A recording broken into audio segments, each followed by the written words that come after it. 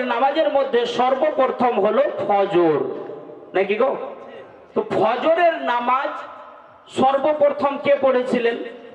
জি, হযরতে আদম আলাইহিস সালাম। এ দেখেন এতগুলো মানুষ আছেন, তার মধ্যে খুব বেশি হলে 50 জন মনে হয় জানতেন, নাকি গো? তাহলে সবাই মনে করে নেন, ফজরের নামাজ সর্বপ্রথম কে পড়েছিলেন? হযরতে, জোরে বলেন হযরতে, সকলেই বলেন হযরতে আদম আলাইহিস সালাম। জোরে বলেন কে পড়েছিলেন? হযরতে, আরো জোর, হযরতে আদম আলাইহিস সালাম। তো সর্বপ্রথম ফজরের নামাজ হযরতে আদম আলাইহিস সালাম পড়েছিলেন, কিন্তু কখন পড়েছিলেন আর কেন পড়েছিলেন জানা আছে কি বলবো? জি, কখন পড়েছিলেন আর কেন পড়েছিলেন? আমরা যদি ফজরের নামাজ পড়ি তাতে আমাদের কি লাভ হবে জানা আছে? জানি না। কেন পড়েছিলেন হযরতে আদম নবী? কিসের জন্য পড়েছিলেন আর কখনই বা পড়লেন? আমরা যদি পড়ি তাতে আমাদের কি লাভ আছে ইনশাআল্লাহ আমি আপনাদেরকে বলবো। তৎপূর্বে সকলে একবার মহব্বতের সঙ্গে হাত উঠে বলেন সুবহানাল্লাহ, আরো জোর বলেন সুবহানাল্লাহ, একবার মহব্বতে ইয়া রাসূলুল্লাহ। হাত নামিয়ে নেন। এ মুসলমান, হযরতে আদম আলাইহিস সালাম সর্বপ্রথম ফজরের নামাজ পড়লেন কোন সময়? যখন তিনাকে এবং মা হাওয়াকে আল্লাহ পাক জান্নাত থেকে দুনিয়ায় পাঠিয়ে দিলেন। ওখানে লম্বা ঘটনা, আমি ওখানে সময় নিচ্ছি না, কম বেশি এ ঘটনা আপনাদের সকলের জানা আছে।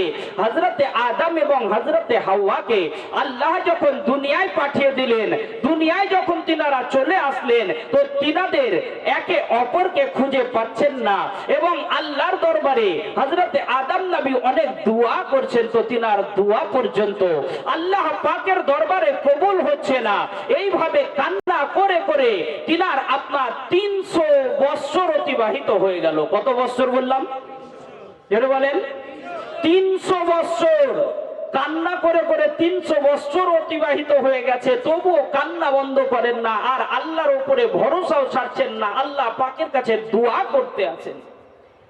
হযরতে আদম আলাইহিস সালাম যখন কান্না করেন, আল্লাহ পাকের দরবারে দোয়া কবুল হলো না। এ মুসলমান, যদি আমরা হতাম তাহলে তো 3 দিন মসজিদে গিয়ে যদি দোয়া করি আর দোয়া যদি কবুল না হয় 4 দিনকার দিনে আর মসজিদ যাব না, নাকি গো? এই মসজিদ গিয়ে এত দোয়া করলাম, আল্লাহ তাই তো কবুল করলো না, আর মসজিদ গিয়ে এবার কি করবো? যত নামাজ পড়ছি তত অসুখ হচ্ছে, যত নামাজ পড়ছি তত আমার জমিতেই ফসল হয় না, লোকের ফসল ভালো হচ্ছে, তাহলে আমি এবার নামাজ পড়ে কি করব, নাকি গো? জি না, এরকম কিন্তু করলে বাবা হবে না। তো হযরতে আদম আলাইহিস সালাম আল্লাহ পাকের দরবারে দোয়া করতে আছেন, দোয়া কবুল হয় না। কান্না করে করে তিনার 300 বছর অতিবাহিত হয়ে গেল। যখন 300 বছর অতিবাহিত হয়ে গেছে, তিনার চোখ দিয়ে এত অশ্রু বার হয়েছে যে চোখে আর পানি নেই, চোখের পানি পর্যন্ত শেষ হয়ে গেছে। চোখ থেকে এবার রক্ত বার হতে শুরু হলো, আর রক্ত বার হয়ে হয়ে গালে আপনার ঘা হয়ে গেল, ঘা হয়ে গালের মাংস ক্ষয় হয়ে আপনার হাড্ডি বার হয়ে গেল। এরপরে মুসলমান, হাড্ডি বার হয়ে গেছে, তবুও তিনি কান্না করতে আছেন। তিনি এবার কান্না করে করে এত দুর্বল হয়ে গেলেন, এত অসুস্থ হয়ে গেলেন যে তিনি মনে মনে ভাবতে আছেন যে আল্লাহ, হয়তো এবার আমার দুনিয়া থেকে বিদায় নেওয়ার সময় হয়ে গেছে। আল্লাহ, আমি হয়তো আর বাঁচবো না, এবার আমাকে হয়তো মৃত্যুবরণ করতে হবে। যখন তিনি এই ধরনের চিন্তা ভাবনা করতে আছেন, অমত অবস্থায় আমার আল্লাহ পাক জিবরিল আমিনকে বলে, ও জিবরিল, শোনো শোনো, আমার বন্ধু, আমার দোস্ত, আমার পয়গম্বর, আমার নবী এখন বড় মুসিবতের মধ্যে রয়েছে। যাও যাও, তুমি গিয়ে তিনাকে আজান শুনিয়ে দাও। জোরে বলেন সুবহানাল্লাহ, আরো জোর বলেন সুবহানাল্লাহ। এ মুসলমান, তিনাকে আজান শোনাতে বলা হলো। কি শোনাতে বলা হলো? আজান শোনাতে বলা হলো। তিনাকে আজান শোনানো হচ্ছে। তাহলে বোঝা গেল যে মানুষ যদি মুসিবতে পড়ে তখনও আজান দিতে হয়। মুসিবতের সময় যদি আজান দেওয়া হয় তাহলে মুসিবত দূর হয়ে যাবে।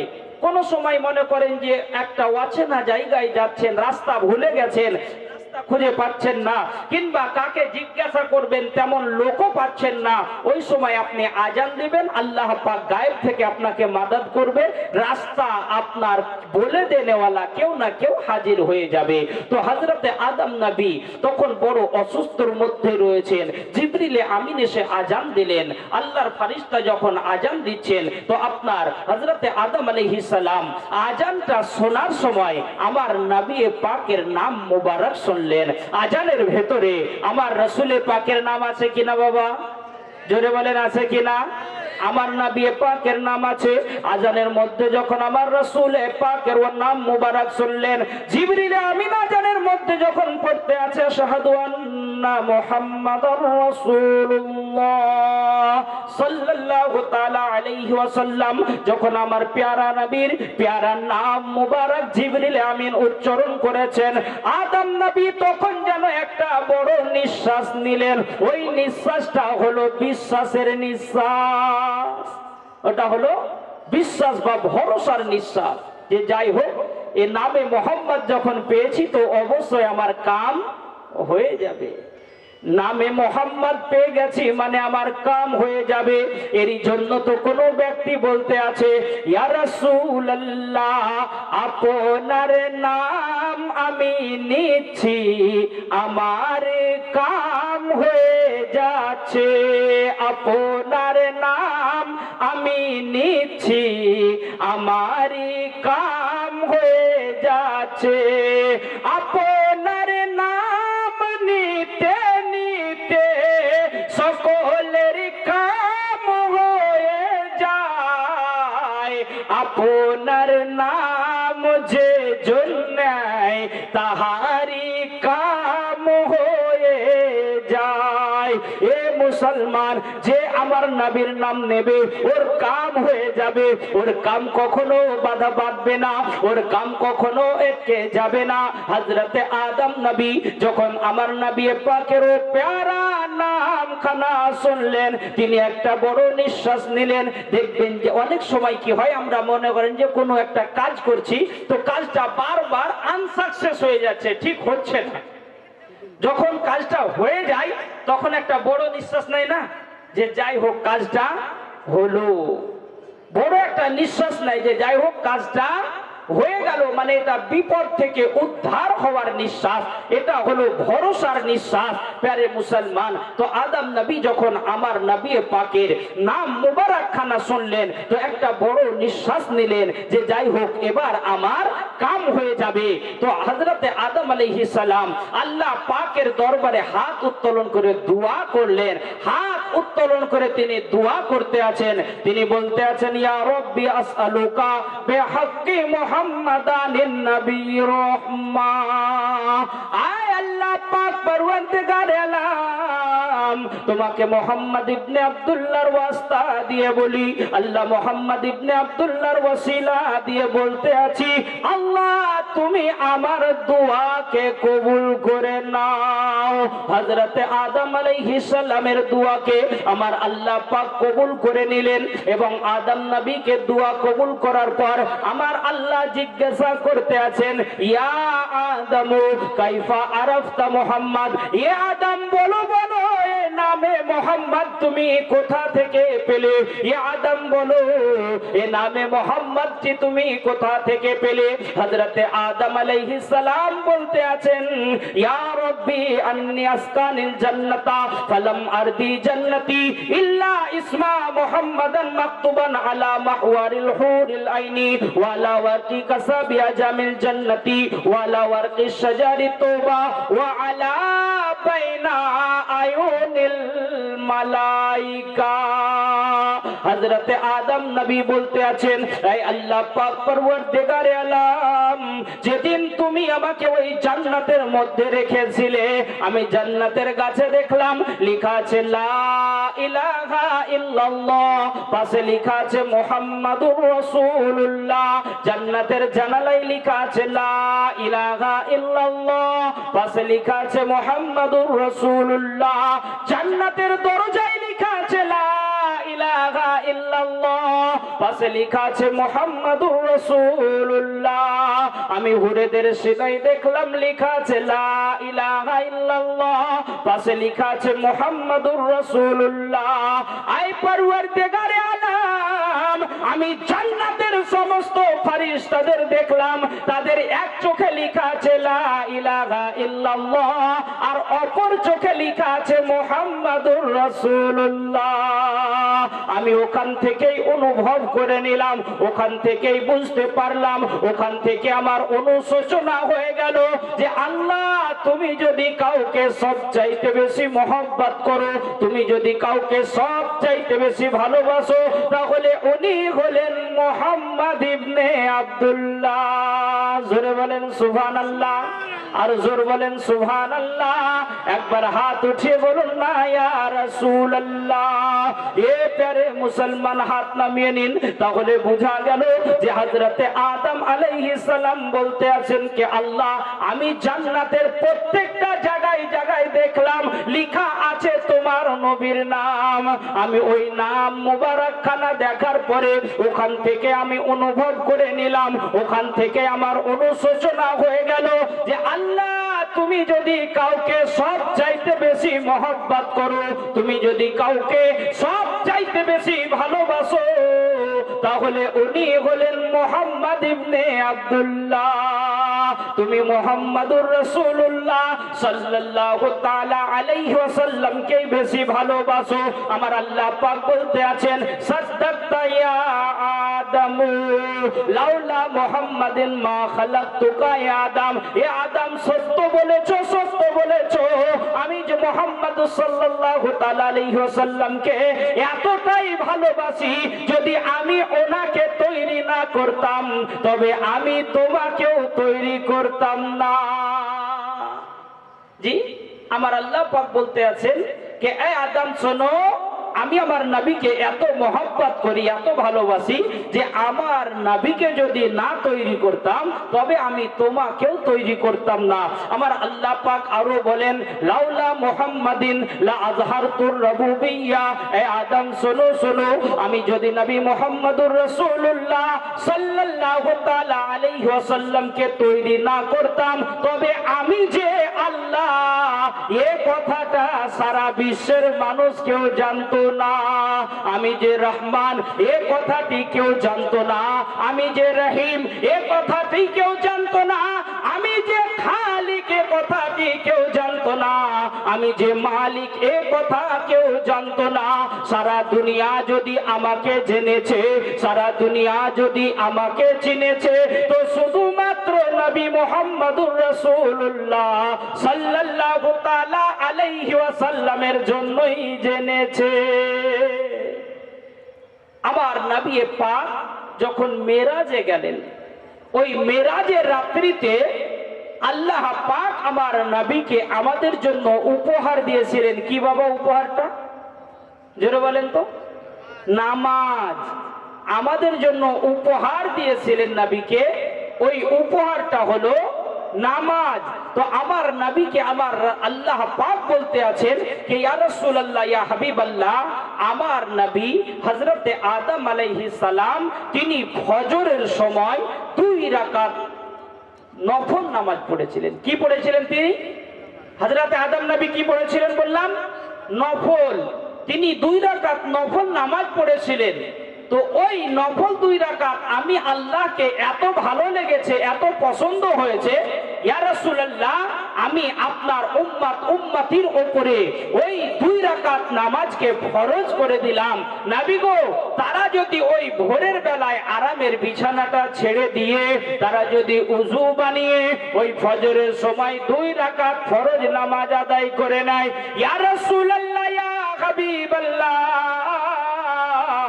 নবী গো, আমি তাহাদের আমল নামাতে অতটাই নেকি লিখে দেব, অতটাই নেকি লিখে দেব। আমার নবী হযরতে আদম আলাইহিস সালাম 300 বছর কান্না করার ফলে আমি তিনাকে যতটা নেকি দিয়েছিলাম, আপনার উম্মতির আমল নামাতে 2 রাকাত নামাজের বিনিময়ে ততটাই নেকি লিখে দেব। এবং আমি তাদের উপরে অতটাই রাজি হয়ে যাব যেমন হযরতে আদম আলাইহিস সালামের উপরে রাজি হয়ে গেছিলাম, তাহলে বুঝতে পারলেন বাবা যে আমরা যদি ফজরের সময় ভোরের বেলায় 2 রাকাত ফরজ নামাজ আদায় করি, যত দিন আদায় করব প্রত্যেক দিন ওই 2 রাকাত নামাজের বিনিময়ে আল্লাহ পাক আমাদের আমল নামাতে আদম আলাইহিস সালামের একজন নবীর 300 বছর কান্না করার ফলে যতটা নেকি দিয়েছিলেন আল্লাহ আমাদেরকে ততটাই নেকি দিবেন। জোরে বলেন সুবহানাল্লাহ। আচ্ছা বাপ, তাহলে এবার বলেন ফজরের নামাজ পড়বেন কিনা? জি, কতটা লাভ বলেন তো? 300 বছর যদি আমাদেরকে বলে যে 300 বছর মসজিদে গিয়ে হাত উঠিয়ে কান্না করো, পারবো কি? আমাদের বয়সই তো 60 বছর হবে, খুব বেশি কি 70 বা 80, হাইস্ট হলে 80, 90, 100, তার বেশি তো আর নয় নাকি গো? তাহলে তিনি 300 বছর কান্না করার ফলে যতটা নেকি পেয়েছিলেন, আমরা যদি আপনার 2 রাকাত ফজরের নামাজ পড়ি তো 2 রাকাত নামাজের বিনিময়ে আল্লাহ পাক আমাদের আমল নামাতে অতটাই নেকি লিখে দেবেন যতটা নেকি হযরতে আদম আলাইহিস সালাম 300 বছর কান্না করার ফলে পেয়েছিলেন। এ মুসলমান, এরই জন্য বলবো যে আপনারা এখনো সচেতন হন, এখনো আপনার জীবনের গুনাহ থেকে তওবা করুন আর আল্লাহর ঘর মসজিদে আসুন। দেখুন আমরা অনেকে রাত্রে মশা কামড়াবে বলে মশার ভয়ে আপনার মশারি টাঙিয়ে দিই নাকি গো? মশার ভয়ে মশারির ভেতরে ঢুকে যায়, কিন্তু একবার কথাটাকে স্মরণ করেন যে এ মশা কামড়ালে কতটুকুই বা কামড়াবে, আর মশা কত বড়ই বা হয়। আলিমে দিন পাশে বসে আছে, ইনাদেরকে জিজ্ঞাসা করবেন। আশা করি আপনাদের জিজ্ঞাসা করারও প্রয়োজন নেই, আপনারা সকলেই জানেন যে জাহান্নামের আযাব কত ভয়াবহ হবে। কিংবা ওই অন্ধকার কবরে যখন যাব আমরা, কবরের আযাব কত ভয়াবহ হবে। কবরে বড় বড় সাপ থাকবে, বড় বড় বিচ্ছু থাকবে। আচ্ছা, ওখানে কোন মশারি টাঙাবেন বাবা? ওখানে কি মশারি নিয়ে যাওয়া হবে? কেউ মশারি টাঙিয়ে আপনার কবরের সাপ বিচ্ছুকে আটকাতে পারবে? কেউ পারবে না, কেউ পারবে না। এরই জন্য বলবো ওই কবরের আযাবের ভয়ে, কবরের সাপ বিচ্ছু থেকে বাঁচার জন্য আপনি খোদার ঘর মসজিদে ঢুকে যান। আপনি যদি খোদার ঘর মসজিদে ঢুকে যান তাহলে আপনাকে আল্লাহ ওই সাপ বিচ্ছুর আপনার দংশন থেকে, সাপ বিচ্ছুর কামড় থেকে আমার আল্লাহ হিফাজত করবে, আমার আল্লাহ হিফাজত করবে। এরই জন্য বলবো যে মশার ভয়ে যদি মশারির ভেতরে আমরা ঢুকতে পারি তাহলে কবরের আযাবের ভয়ে খোদার ঘরে কেন ঢুকতে পারবো না? এ মুসলমান, যেমন মশার ভয়ে মশারিতে ঢুকে গেলে যেমন মশা থেকে হিফাজত হয়ে যায়, মশা থেকে আমরা বেঁচে যাই, তেমন যদি আল্লাহর ঘর মসজিদে ঢুকে যাই তো কবরের আযাব থেকেও বেঁচে যাব, এমনকি জাহান্নামের আযাব থেকেও আমরা বেঁচে যাব। জোরে বলেন সুবহানাল্লাহ। এরই জন্য বলবো, সকলকে জোর হাত করে বলবো যে এখনো যারা নামাজ পড়েন না তারা সকলে আজকে ফজর থেকে নামাজ শুরু করবেন। আজকে ফজর থেকে নামাজ পড়ুন। এর মাহফিলে রাসূল আছে, আল্লাহর নবীর মাহফিলে আপনি হাজির হয়েছেন, এই জায়গায় বসে তওবা করেন। আল্লাহ আপনার তওবাকে কবুল করে নেবে, আল্লাহ আপনার গুনাহকে ক্ষমা করে দেবে। আপনার গুনাহ যতই বড় হোক না কেন, আপনি যদি খালিস দিল থেকে তওবা করেন আল্লাহ আপনার তওবাকে কবুল করবেন। আপনার তওবাকে কবুল করে আপনার জীবনের সমস্ত গুনাহকে আল্লাহ মাফ করে দেবে।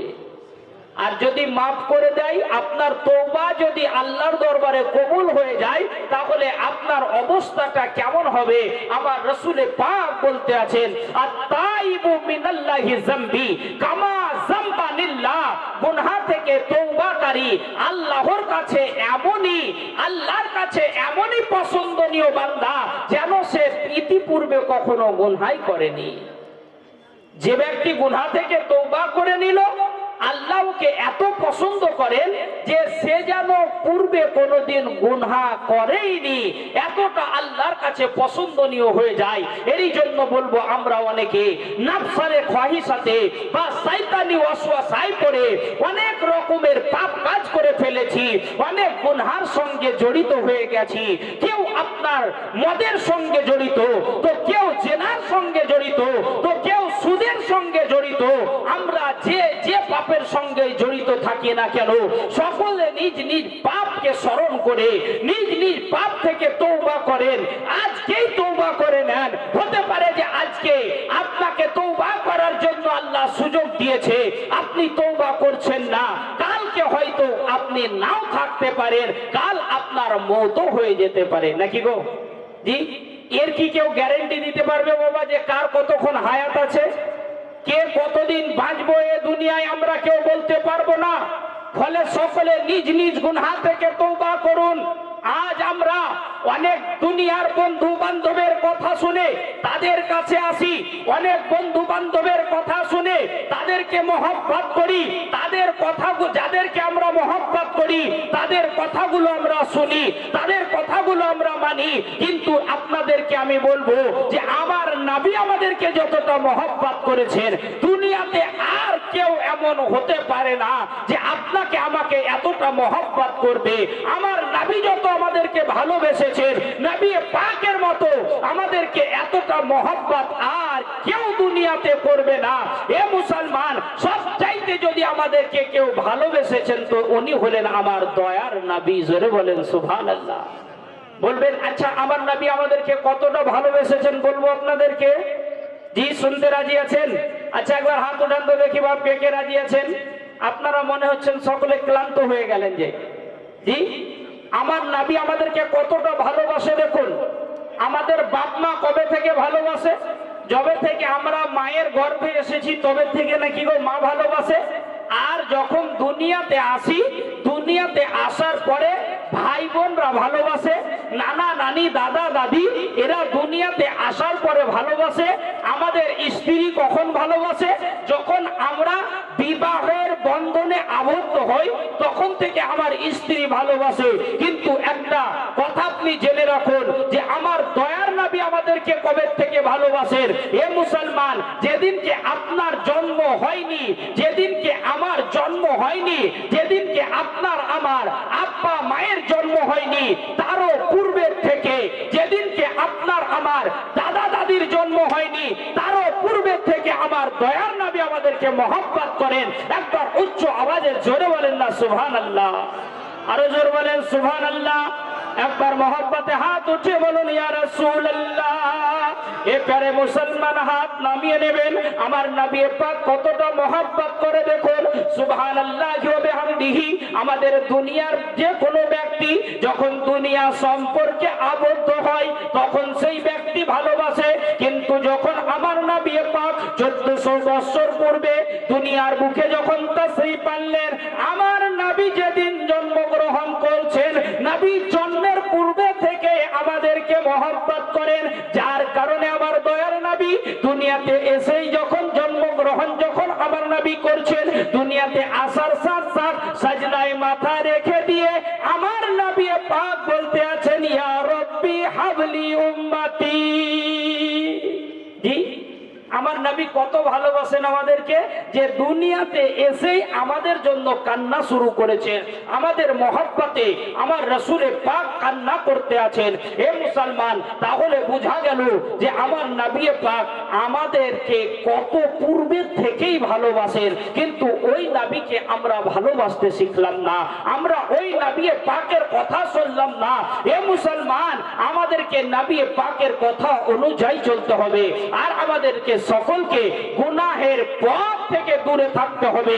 নবীকে বেশি বেশি ভালোবাসতে হবে আর নবী পাকের প্রতি বেশি বেশি করে মহব্বতের সাথে দরুদে পাক করতে হবে। কেউ যদি নবীর মহব্বত অন্তরে বাড়াতে চান, নবীর মহব্বত যত বাড়াতে চাইবেন নবীর প্রতি তত বেশি দরুদ পড়তে হবে। দরুদে পাক এমন একটা জিনিস, আপনি যত পড়বেন আপনার অন্তরে নবীর মহব্বতটা ততই বাড়তে থাকবে। জোরে বলেন সুবহানাল্লাহ। আরো জোরে বলেন সুবহানাল্লাহ। এ প্যারে মুসলমান, এরই জন্য বলবো যে সকলে গুনাহ থেকে তওবা করুন আর 5 ওয়াক্তের নামাজ পড়ুন। আপনাদেরকে ফজরের নামাজের ফজিলত শোনালাম। এবারে ফজরের পর হচ্ছে কোন ওয়াক্ত বাবা? জোরে বলেন। জোহর, তাহলে আমাদেরকে এটাও তো জানতে হবে নাকি যে জোহরের নামাজ সর্বপ্রথম কোন নবী পড়েছিলেন?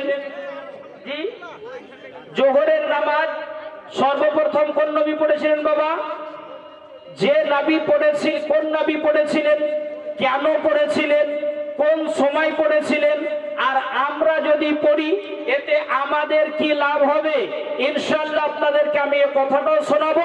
তবে একবার মহব্বতের সঙ্গে দরুদে পাক পড়ি। আল্লাহুম্মা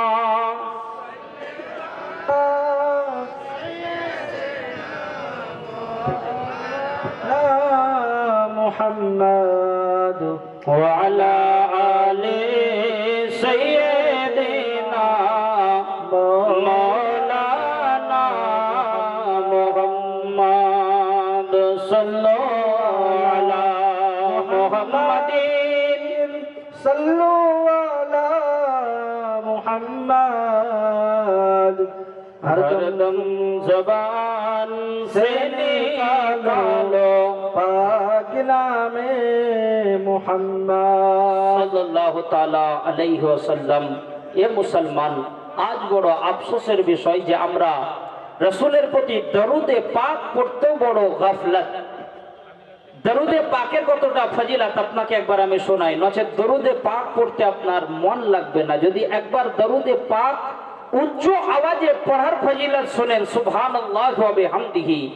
একজন ব্যক্তি এক এলাকার ইন্তেকাল করেছেন, তো তিনাকে সেই এলাকার বড় বড় আলিমে দিন, বুজুর্গানে দিন, তিনারা স্বপ্নের মাধ্যমে দেখছেন যে সেই ব্যক্তি জান্নাতের মধ্যে ঘোরাঘুরি করছে।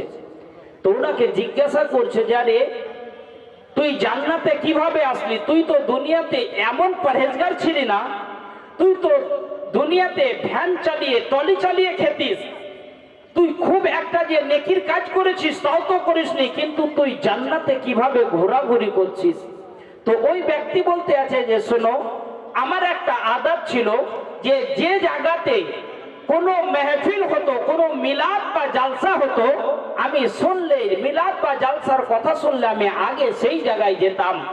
আর যখন ওই জায়গাতে নবীর প্রতি দরুদ পড়তে বলা হতো, আমি উচ্চ আওয়াজে দরুদ পড়তাম, জোরে জোরে দরুদ পড়তাম।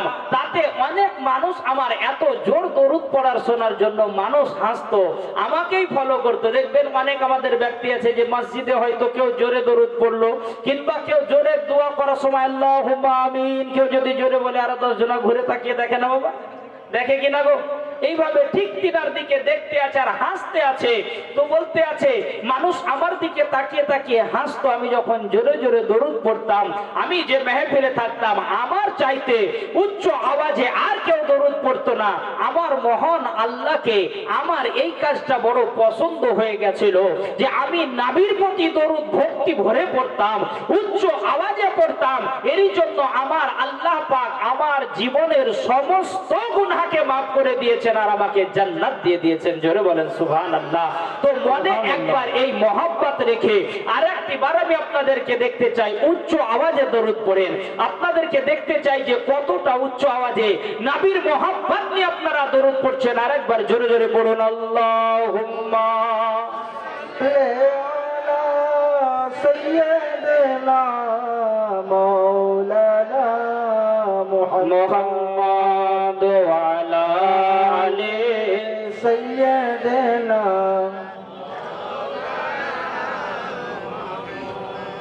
সাল্লাল্লাহু আলা মুহাম্মাদিন সাল্লাল্লাহু আলা মুহাম্মাদ। हरदम ज़बान से निकालो पाक नामे मुहम्मद। हरदम ज़बान से निकालो शफीअना मुहम्मद सल्लल्लाहु ताला अलैहि वसल्लम। এই মুআজ্জাজ সামাইনে কিরাম, আমি বলতেছিলাম ফজরের পর কোন জোরে বলেন জোহর। তো জোহরের নামাজ সর্বপ্রথম পড়েছিলেন আল্লাহর নবী হযরতে ইব্রাহিম আলাইহিস সালাম। কি নাম বললাম বাবা? হযরতে ইব্রাহিম। হযরতে জোরে বলেন হযরতে ইব্রাহিম আলাইহিস সালাম। তো তো জোহরের নামাজ সর্বপ্রথম হযরতে ইব্রাহিম নবী পড়েছিলেন। কখন পড়েছিলেন?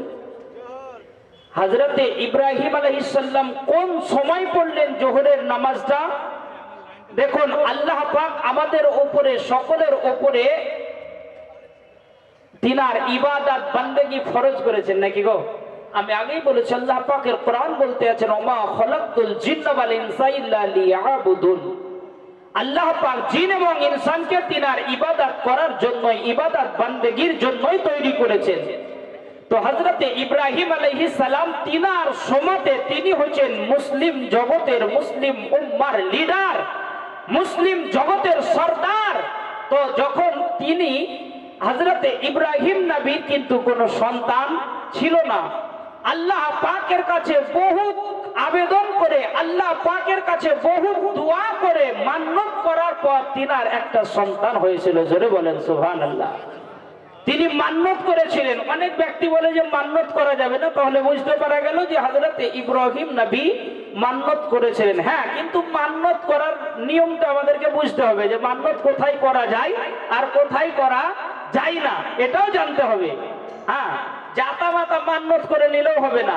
একজন ব্যক্তিকে দেখছি যে একজন বলছে যে একজন ব্যক্তি মান্নত করেছে, কি জানেন, যে আল্লাহ আমার তো কোনো সন্তান হচ্ছে না, তো যদি কোনো সন্তান হয় তাহলে আমি কুকুরের সঙ্গে খাবার খাবো। আচ্ছা, এটা কি মান্নত করার কথা গো?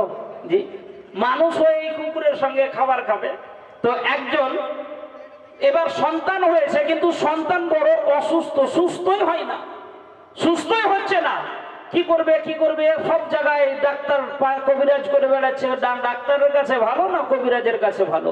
তো এক জায়গার মসজিদে গিয়েছে, তো মসজিদের ইমাম সাহেব বড় পরহেজগার ছিলেন। বলছে, আচ্ছা এই ছেলেটা এইভাবে হয়েছে, এর পিছনে কারণ তো কিছু আছে, কি আছে তুমি একটু আমাকে খুলে বলো তো। এই ছেলেটা কতদিন হলো জন্মগ্রহণ করা? জন্মের পরের থেকে এরকম? বলে, হুজুর না, কিছুদিন ভালো ছিল, তারপরে এরকম হয়েছে। বলছে যে, আচ্ছা তুমি কি কোনো মান্নত করেছিলে? বলছে, জি হুজুর, মান্নত করেছিলাম। তো বললে, মান্নত করলে তো পুরা করতেই হবে, তাহলে তুমি কি মান্নত করেছিলে? বলছে যে, হুজুর আমি মান্নত করেছিলাম যে আল্লাহ যদি আমাকে সন্তান দাও তাহলে আমি কুকুরের সঙ্গে খাবার খাবো। তো তখন বলছে যে, এত বড় খারাপ মান্নত, এ তো পুরো করতেই হবে। তো বলছে, হুজুর এত পারবো না, কুকুরের সঙ্গে খাবার কিভাবে খাবো?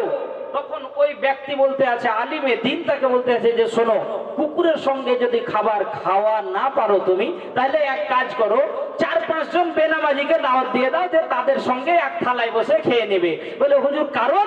বলতে আছে, বেনামাজি তো কুত্তার চাইতেও খারাপ। বেনামাজি, দেখেন আমার কথায় কিন্তু কেউ খারাপ পেলেন না বাপ, খারাপ পাওয়ার কিছু নাই। হ্যাঁ, বলতে আছে বেনামাজির সঙ্গে খেয়ে নাও, কারণ বেনামাজি কুত্তার চাইতেও খারাপ। এ মুসলমান, তো মান্নত করেন, যে ধরনের মান্নত করা জায়েজ আছে, যে মান্নত আপনি পূর্ণ করতে পারবেন ওই ধরনের মান্নত করুন। যাই হোক, আমার ট্রাফিক ওটা নয়, আমি ওদিকে যাচ্ছি না। আমি আপনাকে বলতে চাচ্ছিলাম যে আল্লাহর পয়গম্বর হযরতে ইব্রাহিম আলাইহিস সালাতু তাসলিম তিনি মান্নত করলেন যে কি, যে আল্লাহ তুমি যদি আমাকে একটা সন্তান দাও তো আমি তোমার ঘর কাবা বাইতুল্লাহকে সুন্দর করে আবার বাপ বেটায় মিলে নির্মাণ করব, পুনরায় কাবা ঘরকে সুন্দরভাবে তৈরি করব। যাই হোক, ওখানে লম্বা ঘটনা, আমি ওখানেও যাচ্ছি না। এ মুসলমান, তো আল্লাহ পাক তিনাকে একটা সন্তান দিলেন। আচ্ছা, এবার যদি 100 বছর পরে কারো সন্তান হয়, তাহলে ওই সন্তানটাকে কত মহব্বত করবে, ভালোবাসবে না গো? জি, আমাদের মনে করেন যে কারো বিয়ে 2 বছর 3 বছর বাচ্চা হচ্ছে না, হঠাৎ ডাক্তার দেখিয়ে যদি 3-4 বছর পর একটা সন্তান হয়, ওই সন্তানটাকে কতই না আদর করে, কতই না মহব্বত করে, কতই না ভালোবাসে। তাহলে ইদার তো 100 বছর পার হয়ে গেছিল, কোনো সন্তান ছিল না।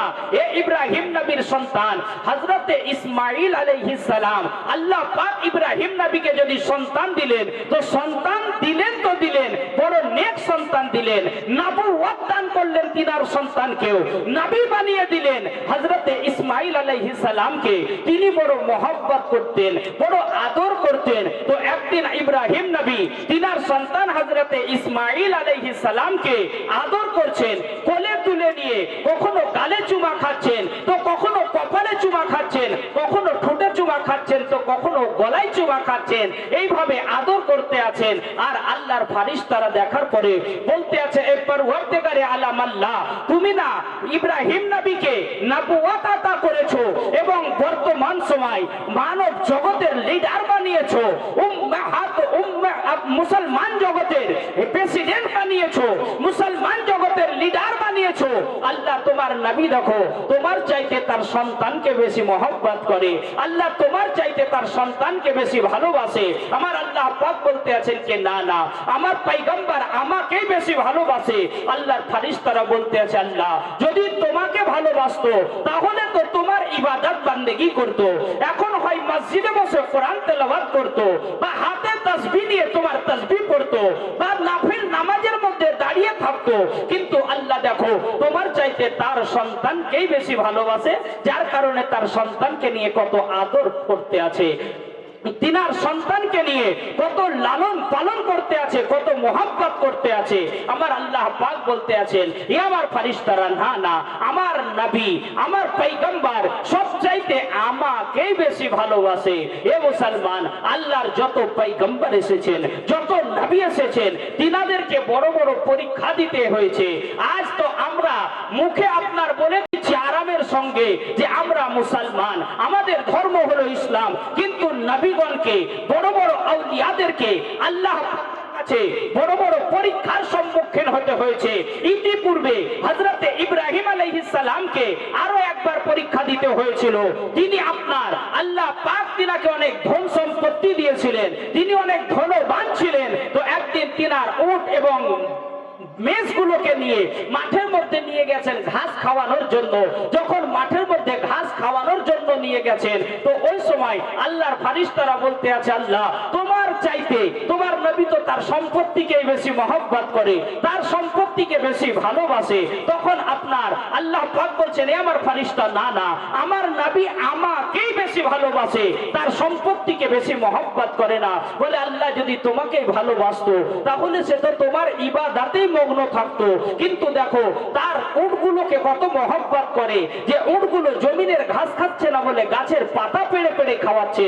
এই আল্লাহ তাহলে তুমি বলো তোমার নবী তোমার চাইতে তার পশুগুলোকে, তার জানোয়ারগুলোকে, তার সম্পত্তিকে বেশি ভালোবাসে কিনা? আমার আল্লাহ বলছেন যে না না, আমার নবী আমাকেই বেশি ভালোবাসে। এ আমার ফেরেশতা তোমরা কি এটা দেখতে চাও? তাহলে যাও আমার নবীর পরীক্ষা নাও, আমার নবীর পরীক্ষা নাও। বলে আল্লাহ কিভাবে পরীক্ষা নেব? বলে তোমরা মানব রূপে দুনিয়ার বুকে যাও। আল্লাহর কিছু ফেরেশতা মানুষের রূপ ধারণ করে জমিনের বুকে আসলেন। আসার পরে আপনার আল্লাহ পাক বলতে আছে যে যাও তোমরা আমার তাসবিহ পড়তে থাকবে। তো তিনারা পড়তেছিলেন একটু দূরে, যেই জায়গাতে হযরতে ইব্রাহিম নবী বসে আছেন সেখান থেকে কিছুটা দূরে গিয়ে আস্তে আস্তে তিনারা পড়তে আছে, আল্লাহ পাকের তাসবিহ পড়তে আছে সুবহানাল মুলকে সুবহানাল মালিকাল ইজ্জতি। তখন তিনারা যখন পড়তে আছেন সুবহানাল্লাহি ওয়া বিহামদিহি সুবহানাল্লাহিল আলিয়্যিল আযীম, এইভাবে যখন তিনারা আল্লাহ পাকের তাসবিহ করতে আছেন, তো আস্তে আস্তে তিনাদের আওয়াজটা ইব্রাহিম নবীর কানে আসতে লাগলো। আল্লাহর পয়গম্বর হযরতে ইব্রাহিম খলিলুল্লাহ যখন এই আওয়াজটা শুনতে পেলেন, একবার দাঁড়িয়ে গেলেন যে আল্লাহু আকবার আল্লাহু আকবার। এত সুন্দর কণ্ঠ, এত সুন্দর কণ্ঠে আর কে আমার রবের প্রশংসা করতে আছে? এত সুন্দর আওয়াজে কে আমার আল্লাহর প্রশংসা করতে আছে? এই বলে তিনি দাঁড়িয়ে গেলেন। দেখতে পেলেন যে কিছুটা দূরে কয়েকজন মানুষ সম্মিলিতভাবে আল্লাহ পাকের তাসবিহ পাঠ করতে আছে। তিনি একটু একটু করে এগিয়ে গেলেন। যাওয়ার পরে তিনাদের কাছে যখন পৌঁছে গেলেন, পৌঁছানোর পর তিনাদেরকে জিজ্ঞাসা করতে আছেন ও আমার ভাইরা বলো বলো তোমরা কারা? তোমাদেরকে তো আমি চিনি না, তোমরা আমার কাছে একেবারে অতি অপরিচিত ব্যক্তি, কিন্তু তোমরা আমার আল্লাহ পাকের ইবাদত করতে আছো, আমার আল্লাহ পাকের তাসবিহ পড়তে আছো। তোমাদের কণ্ঠে যেন আমার রবের প্রশংসা শুনতে, আমার আল্লাহর তাসবিহ শুনতে আমাকে বড় ভালো লাগলো। তোমাদের কণ্ঠটা অতি সুন্দর, তোমরা আরেকটি বার আমার রবের প্রশংসা করে শোনাও, আরেকটি বার আমাকে আল্লাহ পাকের তাসবিহ পড়ে শোনাও। তখন তিনারা বলতে আছেন ওগো আল্লাহর পয়গম্বর ইব্রাহিম নবী, আপনাকে যে আমরা আপনার রবের প্রশংসা শোনাবো, এটা আমরা ফ্রিতে শোনাবো না, বলে আপনি কি নেবেন? বলতে আছে যে বলুন আপনি কি দেবেন? হযরতে ইব্রাহিম নবী বলতে আছেন এই যে সামনে দেখতে পাচ্ছ যতগুলো উট দেখতে পাচ্ছ, যতগুলো মোষ দেখতে পাচ্ছ, এগুলোর মালিক আমার আল্লাহ আমাকে বানিয়েছে, এগুলো সব আমার। তোমরা যদি আমার রবের প্রশংসা করে শোনাও তাহলে এর মধ্যে আমি অর্ধেক গুলো তোমাদেরকে দিয়ে দেব। জোরে বলেন সুবহানাল্লাহ।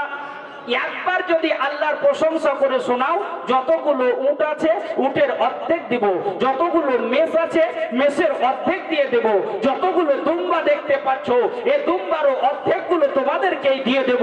এ মুসলমান, তিনারা একবার আল্লাহ পাকের আবার তাসবিহ করে শোনালেন সুবহানাল্লাহি ওয়া বিহামদিহি সুবহানাল্লাহিল আলিয়্যিল আযীম সুবহানাল্লাহি ওয়া বিহামদিহি সুবহানাল্লাহিল আলিয়্যিল আযীম। যখন তিনাদেরকে পড়ে শোনালেন অর্ধেকগুলো উট তিনাদেরকে দিয়ে দিলেন, অর্ধেকগুলো মোষ দিয়ে দিলেন, অর্ধেকগুলো দুম্বা দিয়ে দিলেন। তিনারা সেগুলো নিয়ে চলতে শুরু করে দিলেন। যখন তিনারা চলতে শুরু করলেন এ মুসলমান, কিছুটা দূর যেমনই চলে গেছে আল্লাহর পয়গম্বর হযরতে ইব্রাহিম আলাইহিস সালাম পিছন থেকে আওয়াজ দিতে আছেন ও ভাই শোনো শোনো, একটু দাঁড়িয়ে যাও, একটু দাঁড়িয়ে যাও। আল্লাহর নবী পিছন থেকে ছুটে ছুটে যাচ্ছে। তিনারা মনে মনে ভাবতে আছেন যে হয়তো উটগুলো দিয়ে দিয়েছে তাই যাওয়ার জন্য আসছে, কিন্তু না না না, এ মুসলমান, হযরতে ইব্রাহিম নবী ছুটে ছুটে তিনাদের কাছে পৌঁছালেন। আর পৌঁছানোর পরে বলতে আছেন ভাই শোনো শোনো, তোমাদের কণ্ঠে আমার রবের প্রশংসা শুনে আমার মন অতি মুগ্ধ হচ্ছিল, আমাকে বড় ভালো লাগছিল।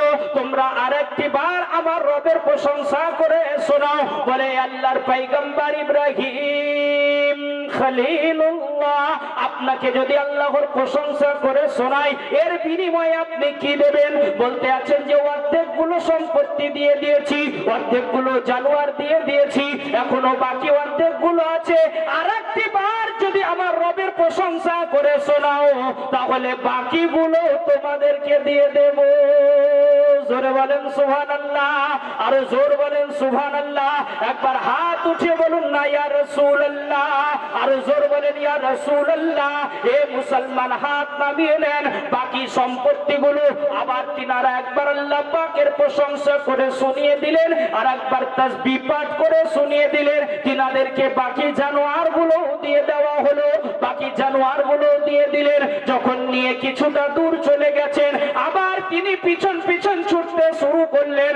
বলতে আছেন ও ভাই শোনো শোনো, একটু থেমে যাও, আর একটি বার আমার রবের প্রশংসা করে আমাকে শুনিয়ে দাও। বলতে আছে ও নবী ইব্রাহিম, আপনার যত জানোয়ার ছিল সব তো দিয়ে দিলেন, এবার যদি রবের প্রশংসা করে শোনাই তাহলে এবার আর কি দেবেন? এবার তো দেওয়ার মতো কিছুই নাই, তাহলে আর শোনানো হবে না। এ মুসলমান, হযরতে ইব্রাহিম নবী বলতে আছেন যে শোনো শোনো ভাই, তোমাদের এই উটগুলো দেখার জন্য, এই জানোয়ারগুলো দেখার জন্য একটা মানুষের প্রয়োজন আছে। এদেরকে পানি পান করাতে হবে, এদেরকে পাতা খাওয়াতে হবে, এদেরকে ঘাস খাওয়াতে হবে, এর জন্য একটা মানুষের প্রয়োজন আছে। তোমরা আমাকে মাঝে মাঝে আমার রবের প্রশংসা করে শোনাবে, আর এর বিনিময়ে আমি তোমাদের এই জানোয়ারগুলো দেখাশোনা করব। একবার জোরে বলেন না সুবহানাল্লাহ, আর একটু মহব্বতে বলেন সুবহানাল্লাহ। এ মুসলমান, যখন এই কথা আল্লাহর পয়গম্বর হযরতে ইব্রাহিম খলিলুল্লাহ বললেন, শোনার সাথ সাথ আল্লাহর ফেরেশতারা বলতে আছে ওগো আল্লাহর পয়গম্বর, আমরা দুনিয়ার কোনো মানব নয়, কোনো মানব নয়, আমরা হলাম আল্লাহর ফেরেশতা। আমরা আপনার পরীক্ষা নেওয়ার জন্য এসেছিলাম, আপনার পরীক্ষায় আপনি পাস করে গেছেন। এই নিন আপনার জানোয়ার, আপনারই থেকে যাক। তিনারে জানোয়ার তিনাদেরকে দিয়ে দিলেন। আল্লাহর ফেরেশতারা হঠাৎ সেখান থেকে গায়েব হয়ে গেলেন। এ মুসলমান, আবার তিনাকে পরীক্ষা নেওয়া হচ্ছে কখন? যখন তিনার সন্তান ইসমাইলকে আদর করতে আছেন। তো আল্লাহ পাকের ফেরেশতা আল্লাহ পাকের কাছে আবার নালিশ দিলেন যে মওলা তুমি বলেছো মা খলাকতুল জিন্না ওয়াল ইনসা ইল্লা লিয়াবুদুন, তুমি জিন এবং ইনসানকে তৈরি করেছো শুধুমাত্র তোমার ইবাদত বান্দেগি করার জন্য। কিন্তু আল্লাহ দেখো দেখো তোমার ইবাদত না করে তোমার পয়গম্বর তার সন্তানকে আদর করতে আছে। আমার আল্লাহ পাক বলতে আছে ও আমার ফেরেশতা শোনো শোনো, তবু আমার পয়গম্বর আমাকে মহব্বত করে। বলে আল্লাহ যদি তোমাকে মহব্বত করতো তাহলে তোমার ইবাদত বান্দেগিতে মগ্ন থাকতো, তোমার ইবাদত বান্দেগিতে রত থাকতো। কিন্তু এখন সে তো তার সন্তানকে নিয়েই ব্যস্ত আছে, তোমার চাইতে তার সন্তানকে বেশি ভালোবাসে। আমার আল্লাহ পাক বলেন না না না, ও আমার ফেরেশতারা শোনো শোনো, আমার নবী আমাকেই সব চাইতে ভালোবাসে। বলে আল্লাহ কিভাবে তোমাকে ভালোবাসে? আমার আল্লাহ পাক বলতে আছেন ও আমার ফেরেশতা তোমরা কি দেখবে, তোমরা কি দেখতে চাও আমার নবী কাকে বেশি ভালোবাসেন, আমাকে নাকি তার সন্তানকে?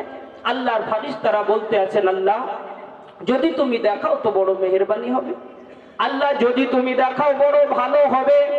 আমার আল্লাহ পাক বলতে আছেন ঠিক আছে তবে তোমরা দেখে নাও যে আমার নবী কাকে বেশি মহব্বত করে। আল্লাহর পয়গম্বর হযরতে ইব্রাহিম খলিলুল্লাহ যখন বিছানায় শুয়েছেন রাত্রির বেলায় আমার আল্লাহ পাক স্বপ্নে যোগে দিতে আছেন। আমার আল্লাহ পাক স্বপ্নে বলতে আছেন, আল্লাহ পাক স্বপ্ন দেখিয়ে দিলেন যে এ আমার খলিল তোমার প্রিয় বস্তুকে আমার রাস্তায় কুরবানি করো, তোমার প্রিয় বস্তুকে আমার রাস্তায় জবাই করো। আল্লাহ পাক যখন এই স্বপ্ন দিয়ে দিলেন আল্লাহর পয়গম্বর সকাল বেলায় উঠলেন, ঘুম থেকে উঠার পরে চিন্তা করতে আছেন যে আল্লাহ তো আমাকে আমার প্রিয় বস্তুটা তিনার নামে জবাই করতে বলেছে। উনি করলেন কি তিনার উট, কোন কিতাবের আছে 100, কোন কিতাব বলে 200 উট তিনি আল্লাহর নামে জবাই করে দিলেন।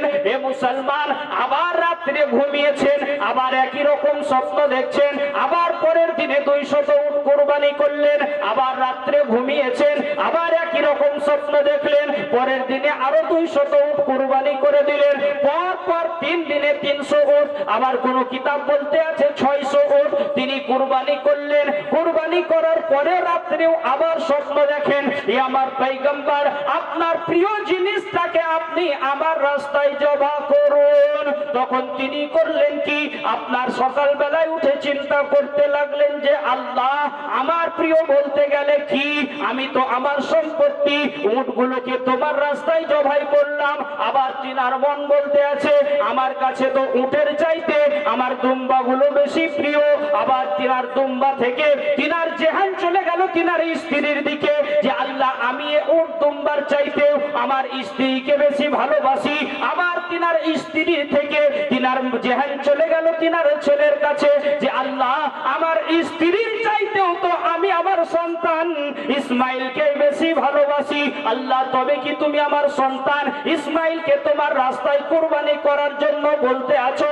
আল্লাহ তুমি কি ইসমাইলকে তোমার রাস্তায় জবাই করার জন্য বলতে আছো? তিনার মন ওখানে গিয়ে স্থির হয়ে গেল। তিনি বুঝতে পারলেন যে হ্যাঁ হ্যাঁ আমার সবচাইতে প্রিয় হলো ইসমাইল, তবে আমার আল্লাহ আমার সন্তান ইসমাইলকেই তিনার রাস্তায় জবাই করতে বলতে আছেন। পরের দিনে করলেন কি তিনি তিনার স্ত্রীকে বলতে আছেন যে আমার প্রিয় অর্ধাঙ্গিনী শোনো শোনো, আমার সন্তানকে অতি সুন্দরভাবে সাজিয়ে দাও আর আমার সন্তানকে নতুন পোশাক পরিয়ে আতর লাগিয়ে দাও। আমি সব চাইতে আমার যিনি বড় বন্ধু, যিনি সব চাইতে বড় বাদশাহ, তিনার দরবারে দাওয়াত আছে, আমার সন্তানকে তিনার কাছে নিয়ে যাব। এ মুসলমান তিনাকে সাজিয়ে দেওয়া হলো, গোসল করে দেওয়া হলো। অনেকে ব্যক্তিতে এই কথাটা বুঝতে পারে না।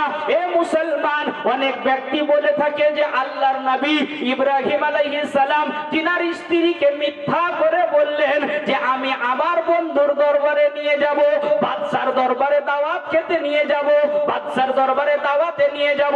এ মুসলমান আল্লাহর পয়গম্বর কখনো মিথ্যা বলেন না। বলে গো জি নবীরা কি মিথ্যা বলবেন? নবীরা মিথ্যা বলেন না, নবীরা মিথ্যা থেকে পবিত্র, তিনারা কখনোই মিথ্যা বলেন না। তিনি বলেছেন কি সবচাইতে বড় বাদশার দরবারে নিয়ে যাবো। আচ্ছা সবচাইতে বড় বাদশা কে? জোরে বলেন আল্লাহ। একবার এই গভীর রাত্রিতে মহব্বতের সঙ্গে আওয়াজ দিয়ে বলেন না, সবচাইতে বড় বাদশা কে? আমার আল্লাহ। তো আল্লাহ পাক হলেন সবচাইতে বড় বাদশা।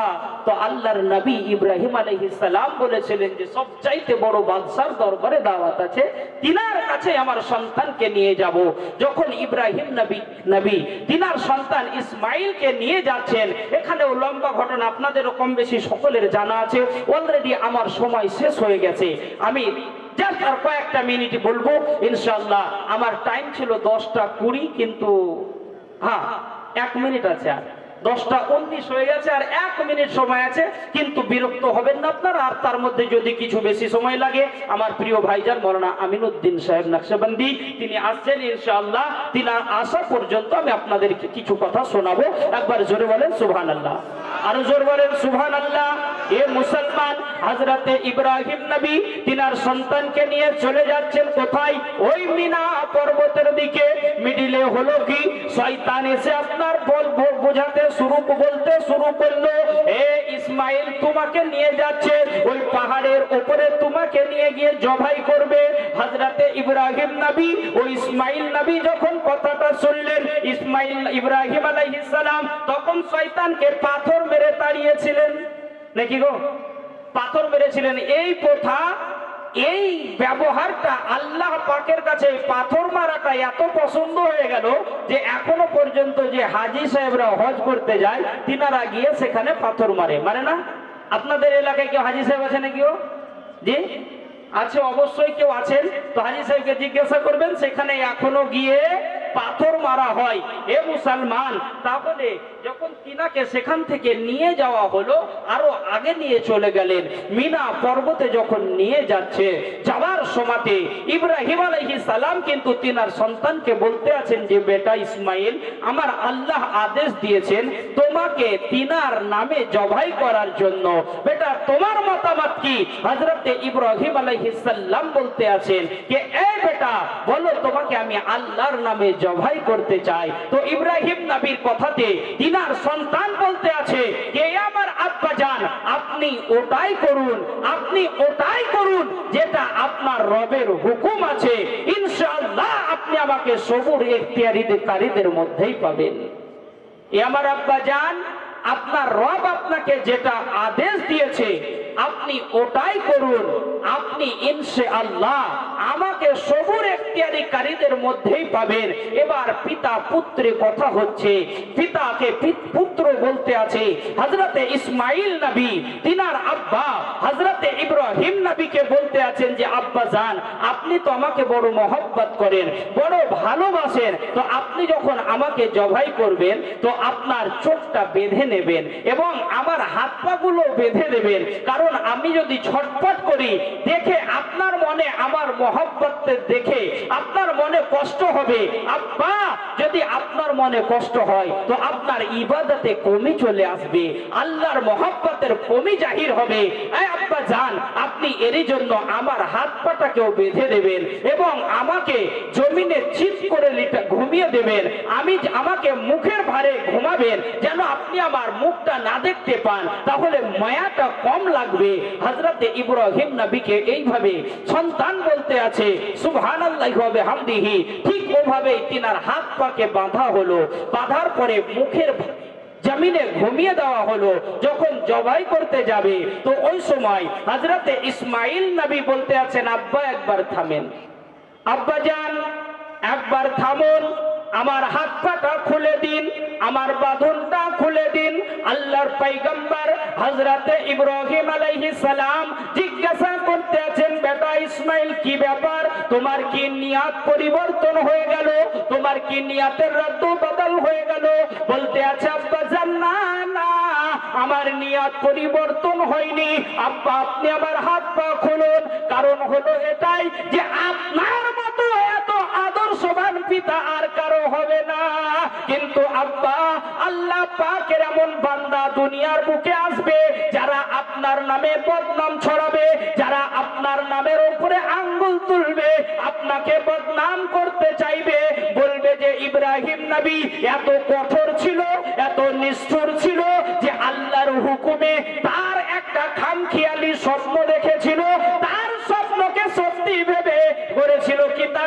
সন্তানের হাত পাকে বেঁধে নির্মর্ম ভাবে হত্যা করেছিল, তাকে জবাই করে দিয়েছিল। আব্বা আপনাকে বদনাম করবে, এ আমার আব্বা জান। যদিও আমি জানি নবীদের স্বপ্ন কখনো মিথ্যা হয় না, নবীদের স্বপ্ন কখনো ভুল হয় না। আব্বা আপনি আমাকে জবাই করুন, কিন্তু আমার হাত পা খুলে দিন, কারণ যাতে দুনিয়ার মানুষ আপনার উপরে আঙ্গুল না তুলতে পারে। নাকি গো? যদি হাত পা বেঁধে জবাই করে দিত এখনকার যা সময়, তাতে মানুষ বলতো না যে আরে তোমাদের ইব্রাহিম নবীকে দেখো কেমন নবী ছিল, কেমন নবী যে নিজের সন্তানের হাত পাকে বেঁধে দিয়ে জবাই করেছিল, বলতো না? তার জন্য তিনি বলতে আছেন। তাহলে বোঝা গেল যে আল্লাহর নবীরা গায়েব জানেন। ইব্রাহিম নবী আগেই বলে, ইসমাইল আলাইহিস সালাম তেনার আব্বাকে বলছেন গায়েবের খবর এটা, যে আব্বা আপনার নামে বদনাম দিবে, আপনার উপরে মানুষ আঙ্গুল তুলবে যে আপনি আমাকে নির্মর্ম ভাবে হত্যা করছেন। আব্বা না না, আমাকে এইভাবে জবাই করবেন না, হাত পাটা খুলে দিন, হাত পা খুলে জবাই করুন। প্যারে মুসলমান, হাত পা খুলে দেওয়া হলো। তিনি আপনার জমিনের বুকে শুয়ে আছেন। হযরতে ইসমাইল আলাইহিস সালামের গলার উপরে, গর্দনের উপরে ইব্রাহিম নবী ছুরি চালাচ্ছেন, কিন্তু ছুরিতে কাটে না, ছুরিতে কোনো রকমই কাটে না। ইব্রাহিম নবী বিরক্ত হলেন যে আরে ছুরিতে এত ধার দিলাম তারপরেও কাটে না। একটু বিরক্ত হয়ে ছুরিটা ফেললেন, একটা পাথরের উপরে পড়লো, বড় পাথরের উপরে পড়লো। যেমনই পাথরের উপরে পড়েছে, ছুরি এত ধার যে পাথরটা কেটে দু টুকরো হয়ে গেল, পাথরটা কেটে দু টুকরো হয়ে গেল। তো ওই ছুরিটাকে ইব্রাহিম নবী আবার উঠালেন, যে যাই হোক ধার তো আছে, পাথর যখন কেটে যাচ্ছে তাহলে ছুরিতে ধার তো অবশ্যই রয়েছে। আবার ঘষটাতে আছেন, আবার কাটছেন, কিন্তু কিছুক্ষণ কাটার পরে দেখলেন তিনার তো চোখ বাঁধা আছে, দেখছেন যে হ্যাঁ কেটে গেছে, অনুভব করতে পারছেন যে কাটলো। আচ্ছা যদি চোখ বেঁধেও কিছু জিনিস কাটতে দেওয়া হয়, কাটলে বুঝতে পারবো না গো যে কাটছে। তো তিনি অনুভব করলেন যে হ্যাঁ কাটলো, কেটে গেছে। যখন চোখটা খুলে দেখছেন তো সুবহানাল্লাহি ওয়া বিহামদিহি, হযরতে ইসমাইল আলাইহিস সালাম পাশে হাসি মুখে দাঁড়িয়ে আছেন। আর তিনার ছুরির নিচে, ইব্রাহিম নবীর ছুরির নিচে ইসমাইলের জায়গায় আল্লাহ পাক জান্নাত থেকে ফারিস্তাকে দিয়ে একটা দুম্বা পাঠিয়ে দিয়েছেন। ওই দুম্বাটার গলা কাটা হলো, তিনার কুরবানি হয়ে গেল। যখন তিনি আপনার সন্তান ইসমাইলকে ওই মরুভূমির উত্তপ্ত বালুর উপরে শুয়েছেন, শুয়ানোর পরে ফারিস্তাদেরকে জিজ্ঞাসা করছেন যে আমার ফারিস্তা বলো বলো, আমার পয়গম্বর আমার নবী কাকে বেশি ভালোবাসেন, আমাকে বেশি ভালোবাসে নাকি তার সন্তান ইসমাইলকে বেশি ভালোবাসে? তখন তিনারা বলতে আছেন আল্লাহর ফারিস্তারা যে এ পরওয়ারদিগারে আলম, আপনার নবী আপনাকেই বেশি মহব্বত করে। যদি আপনাকে বেশি মহব্বত না করত তাহলে আপনার হুকুমে তিনার সন্তানকে এ মিনা পর্বতে নিয়ে আসতো না। মিনা পাহাড়ের উপরে এই ভরা দুপুর বেলায় উত্তপ্ত বালুর জায়গাতে সন্তানকে এই উত্তপ্ত বালুর উপরে শুয়াতেও পারতো না, এবং তার হুকুমের উপরে ছুরিও রাখতে পারতো না। এ পরওয়ারদিগারে আলম আল্লাহ সবচাইতে আপনাকেই বেশি মহব্বত করে। তো আমার আল্লাহ পাক তখন বলছে ফারিস্তা যাও, আমার পয়গম্বর ইসমাইলকে সেখান থেকে উঠাও, আর উঠিয়ে ছুরির নিচে দুম্বা রেখে দাও। এ মুসলমান, দুম্বা রাখা হলো, ইসমাইল নবীকে উঠিয়ে দেওয়া হলো। সুবহানাল্লাহি ওয়া বিহামদিহি। যখন তিনার কুরবানি কবুল হয়ে গেল, জবাই করার পর আপনার ইসমাইল আলাইহিস সালামের যখন তিনি হাসি মুখটা দেখলেন তো আল্লাহর শুকরিয়া আদায় করলেন। আর আল্লাহর শুকরিয়া আদায় করে 4 রাকাত নফল নামাজ পড়লেন। সময়টা ছিল দুপুর বেলা, এরই জন্য তিনি আপনার 4 রাকাত নামাজ পড়েছিলেন, নফল নামাজ। আমার আল্লাহকে ওই 4 রাকাত নফল নামাজ এত পছন্দ লেগে গেল, এত ভালো লেগে গেল যে আমার আল্লাহ পাক আমার নবী পাককে ওই মেরাজের রাত্রিতে বলতে আছেন ইয়া রাসূলুল্লাহ, ইয়া হাবিবাল্লাহ, আপনি আপনার উম্মতিকে বলবেন যে তারা জোহরের সময় 4 রাকাত নামাজ আদায় করবে। যে নামাজটা আমার নবী ইব্রাহিম আলাইহিস সালাম পড়েছিলেন, তিনি নফল পড়েছিলেন, আমাকে এত ভালো লেগেছে যে আমি তিনার মহব্বতে ভালো লাগার কারণে ওই 4 রাকাত নামাজ আপনার উম্মতির উপরে ফরজ করে দিলাম। ইয়া রাসূলুল্লাহ, যারা এই 4 রাকাত নামাজ আদায় করবে প্রত্যেক দিন তাদেরকে ওই 4 রাকাত নামাজের বিনিময়ে 4 রাকাত নামাজের বাদৌলাত তাদের আমল নামাতে আমি অতটাই নেকি লিখে দেব। আমার নবী ইব্রাহিম আলাইহিস সালাম তিনার উটগুলোকে কোরবানি করার জন্য যত নেকি পেয়েছেন এবং তিনার সন্তানকে আমার রাস্তায় কুরবানি করার জন্য মিনা পর্বতে নিয়ে গিয়ে যখন হুলকুমের উপরে ছুরি রেখে দিয়েছিল, আমি আল্লাহ তিনার উপরে যতটা রাজি হয়ে গেছিলাম, যেইভাবে রাজি হয়ে গেছিলাম, ঠিক সেইভাবে আপনার উম্মতির উপরেও আমি আল্লাহ রাজি হয়ে যাব। জোরে বলেন সুবহানাল্লাহ। তাহলে বুঝতে পারলেন বাবা, যদি জোহরের 4 রাকাত নামাজ আদায় করেন তো ইব্রাহিম নবী তিনার সন্তান ইসমাইল নবীকে কুরবানি করতে নিয়ে যাওয়ার জন্য, আল্লাহর নামে জবাহ করতে নিয়ে যাওয়ার জন্য যতটা নেকির অধিকারী হয়েছিলেন, আমরাও ততটাই নেকির অধিকারী হব। আমরা যদি শুধু 4 রাকাত জোহরের নামাজ পড়ি, তার বিনিময়ে আল্লাহ আমাদেরকে এতটা নেকি দেবেন। এ মুসলমান, তাহলে বুঝুন তো যে নামাজ পড়া কত লাভ। আচ্ছা, নামাজ পড়া লাভ আছে কি নাই গো? জোরে বলেন, লাভ আছে কি না? এ মুসলমান, লাভ আছে। তাহলে আমাদেরকে নামাজ পড়তে হবে না ছাড়তে হবে? জোরে বলেন, পড়তে হবে না ছাড়তে হবে? নামাজ পড়তে হবে। নামাজ ছাড়া চলবে না। নামাজ কোনো মতেই কাজা করবেন না। এ মুসলমান, আরেকটি বড় মজার কথা, হযরতে ইব্রাহিম আলাইহিস সালাম পরক্ষণে ওই ছুরিকে জিজ্ঞাসা করতে আছেন। আল্লাহর পয়গম্বর বলতে আছেন যে, এই ছুরি, আচ্ছা বলো, তুমি এত ধারালো পাথরটা কেটে দিলে, কিন্তু আমার সন্তান ইসমাইলের গলা কাটছিলে না, কারণটা কি? তো ইসমাইল আলাইহিস সালামের গলা না কাটার জন্য ছুরি ইব্রাহিম নবীকে বলতে আছে কে আল্লাহর পয়গম্বর, যখন আপনাকে নমরুদ অগ্নিকুণ্ডের মধ্যে ফেলতেছিল, তখন আল্লাহ পাক অগ্নিকুণ্ডকে একবার বলেছিলেন, ইয়া নারকুনি বারদাও সালামান আলা ইব্রাহিম, এ আগুন তুমি আমার পয়গম্বর ইব্রাহিম নবীর জন্য সালামত ওয়ালা হয়ে যাও। তো একবার বলাতে আগুন ফুল বাগিচা হয়ে গেছিল।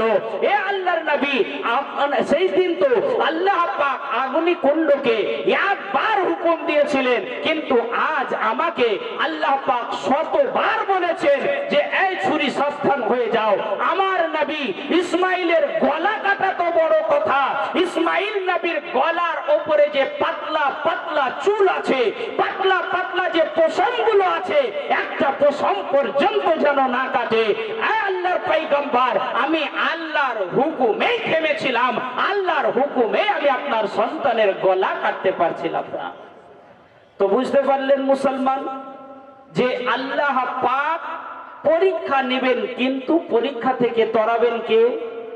জোরে বলেন, পরীক্ষা নেবেন আল্লাহ, আর পরীক্ষা থেকে উদ্ধারও করবেন আল্লাহ। এরই জন্য আমাদেরকে নার্ভাস হয়ে গেলে হবে না, ভেঙে পড়লে হবে না। আল্লাহ পাক যখন আমাদেরকে পরীক্ষা নেবেন, তো আমাদেরকে মজবুত হতে হবে, আল্লাহর শুকরিয়া আদায় করতে হবে।